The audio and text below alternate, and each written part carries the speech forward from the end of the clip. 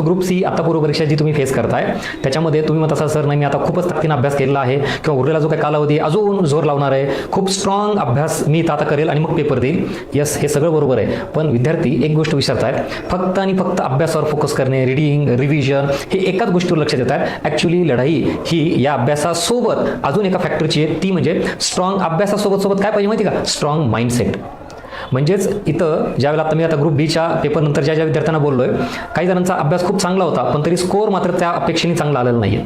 त्याचं काय रिझन होतं, अभ्यास तर चांगलाच होता ना, ते स्वतःही सांगतात आणि याच्या आधी स्कोअर आलेले त्यांचे. तर मग तिथं एका तासामध्ये माइंडसेट जो आपण स्ट्रॉंग ठेवायला पाहिजे होता तिथं ती कुठेतरी कमी पडले.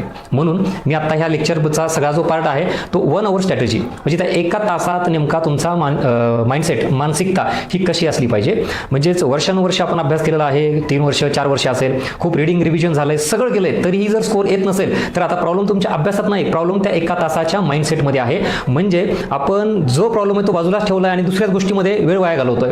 पटते का मी काय म्हणतो ते. सो आता उरलेला जो कालावधी आहे तुम्ही जास्तीत जास्त कशाला वेळ दिला पाहिजे, तर त्या एका तासात काय काय केलं पाहिजे, ह्याच्या आधी काय चुका केलेल्या आहेत, इथून पुढे चुका कशा सुधारता येतात, तिथं मला काय पहिला विषय कुठला घ्यायचा आहे, काय स्ट्रॅटेजी ठेवली पाहिजे, जास्तीत जास्त फोकस हा एका तासात काय केला पाहिजे याच्यासाठी तुम्ही करणं अपेक्षित आहे उरलेला कालावधीमध्ये. आपण एक्झॅक्टली हे सगळं त्याच एका तासात सोडून देतो, ऑन द स्पॉट तिथं जे करायचं तिथंच बघतो म्हणा सर मी, मग काहीच नाही होत ना. मग हे अभ्यासासारखाच एक पार्ट आहे, तो विचारात घ्या.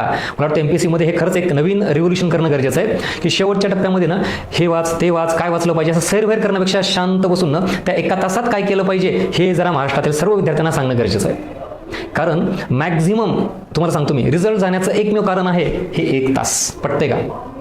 असे किती जुने विद्यार्थी आहेत मला सांगा ज्यांनी खूप चांगला अभ्यास केला पण सर त्या एका तासात मला जमलं नाही. आणि होते काय, आता जस्ट ग्रुप बीचा जो पेपर आला ना, टफनेस वाढला, लेंदी पेपर आला, काहीतरी सब्जेक्ट वाईज थोडं डिफिकल्टी लेवल वाढवली, क्वेश्चन वाचायलाच वेळ लागला, वॉट एव्हर. अरे असे चेंजेस असणारच आहेत ऑन दी स्पॉट, ही शेवटी परीक्षा आहे ना. सगळंच आयोग दरवर्षीसारखं कसं टाकेल बरं. मग ह्या चेंजेसला आपण कसं डील करतो